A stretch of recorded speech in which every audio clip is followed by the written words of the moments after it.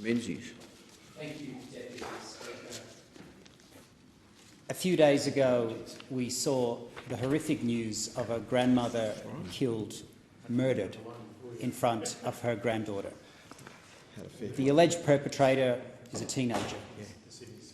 And for many in my electorate and from Victoria and in Melbourne, this brought back an eerie comparison to an alleged murder that happened in my electorate 3 weeks ago, where a young doctor, Dr. Ash Gordon, was murdered defending his home.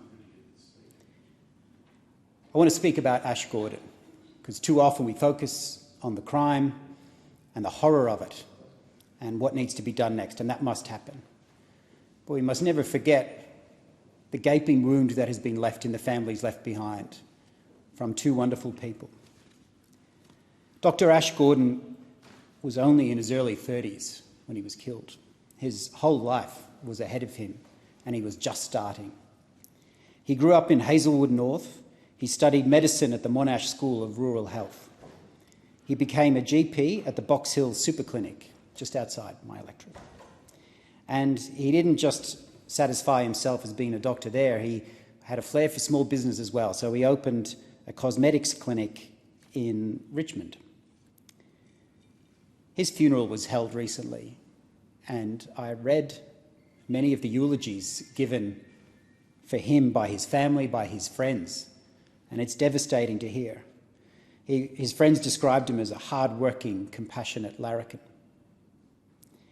A woman who was diagnosed with advanced melanoma after giving birth said he saved her life, saved her life. Glenn Gordon, his father, said, "You were achieving so much. I boasted constantly that my son is a doctor. We were incredibly proud of everything you achieved in your time here. We will speak your name often and keep your memory alive." And that's so important, to speak people's names. Ash Gordon. Ash Gordon, his name should be in our Hansard, and it should be in our hearts, because he was someone who didn't just strive to better himself, he strived to better our community and to serve others. His sister, Natalie Gordon, said Ash's energy was like none other. He had the ability to lift the mood in the room with his infectious laugh. He wasn't just a respected doctor with a heart of gold. He was described as a true gentleman, intelligent, honest, compassionate. And he cared deeply for his patients, his family, and his friends. But he was also extremely brave. Too often we have seen of break-ins, particularly in my community. I've had many people come to me and say they have noticed an increase in property crime and violent property crime. And any violent crime doesn't just end there. It leads to other consequences like this. And when he found out that his house, his home, had been broken into, his sense of justice and his courage for not letting people get away with that meant that he chased them down.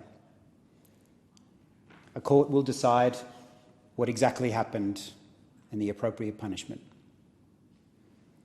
But we mustn't forget that this happened in 2024 in suburban Melbourne. A young doctor had his home invaded and he paid the price with his life. Dr. Ash Gordon, you were loved, you served our community, you will be deeply missed by your family and your friends, and your name will not be forgotten.